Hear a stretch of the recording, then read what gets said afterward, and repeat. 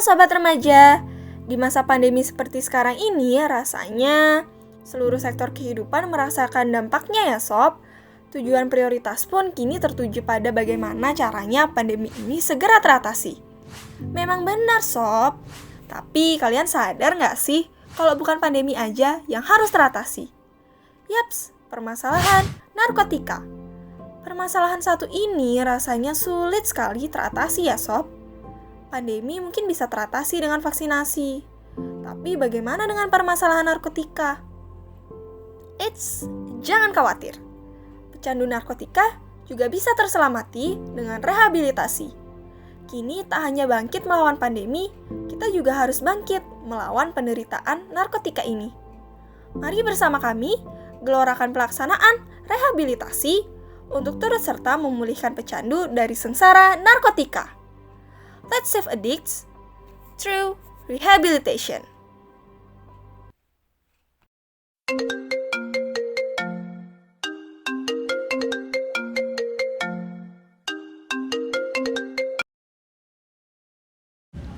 Hai Pat, jadi tadi aku ngeliat berita tentang corona. Tapi entah kenapa tiba-tiba aku ingat tentang pecandu narkoba. Hai Ratna, kenapa?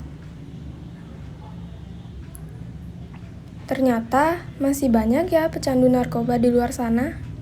Iya nih, ternyata bukan hanya pandemi yang belum bisa teratasi, tapi kasus narkoba juga belum bisa teratasi.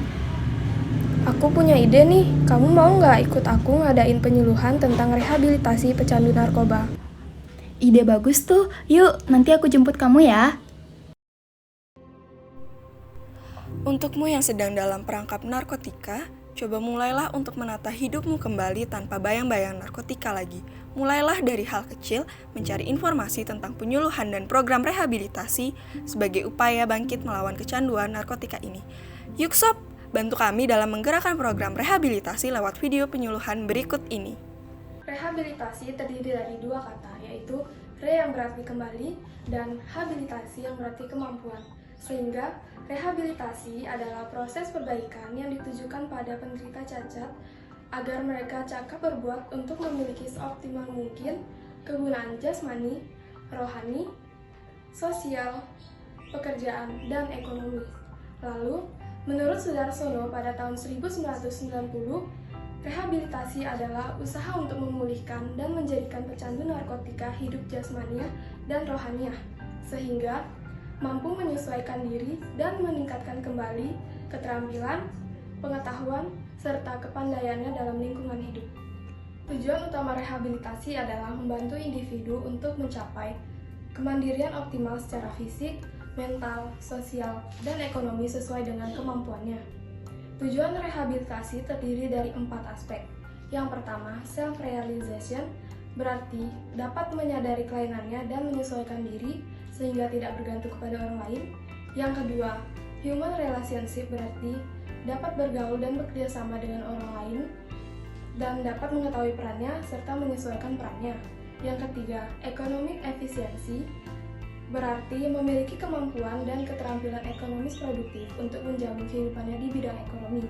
Dan yang keempat, civic responsibility, berarti memiliki tanggung jawab dan berpartisipasi terhadap lingkungan masyarakat.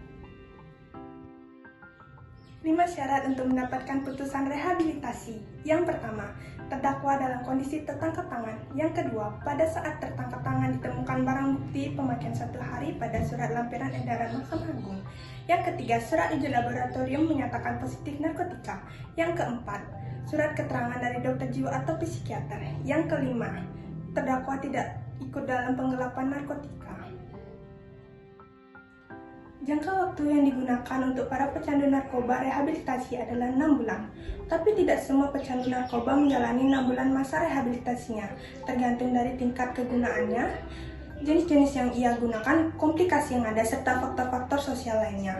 Kalau dia pada tahap eksperimental, artinya dia dalam sebulan ini baru menggunakan 1-2 kali. Sedangkan pada tahap sedang, di mana dia sudah rutin menggunakan narkoba, yang akhirnya dia harus menjalani rawat jalan. Selain dari tingkat penggunaannya, dia juga ditentukan dari jenis-jenis narkoba yang ia gunakan. Apakah harus jangka panjang atau jangka pendek dalam rehabilitasinya. Bagi pecandu, tentunya rehabilitasi ini akan menjadi garda terdepan bagi mereka dalam memulihkan kehidupannya tanpa bayang-bayang narkotika. Berikut ini ada beberapa manfaat yang signifikan yang dirasakan oleh pecandu melalui program rehabilitasi.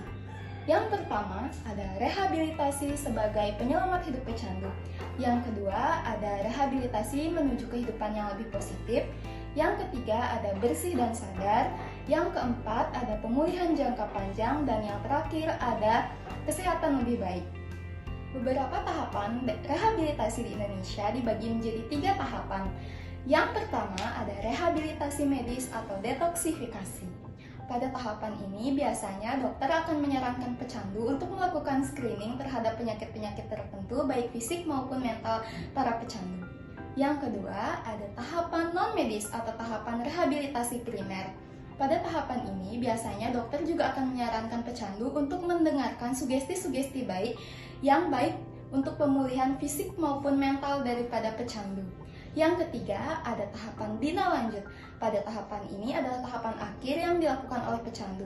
Biasanya akan disarankan untuk melakukan kegiatan sesuai dengan minat dan juga bakat pecandu agar nantinya bisa berbaur dalam lingkungan masyarakat.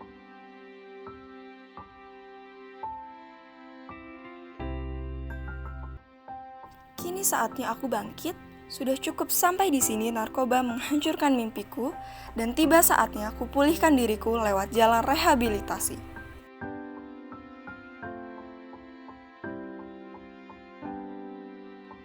Ayo semua bersama kami bantu pecandu lewat program rehabilitasi. Let's save addicts through rehabilitation.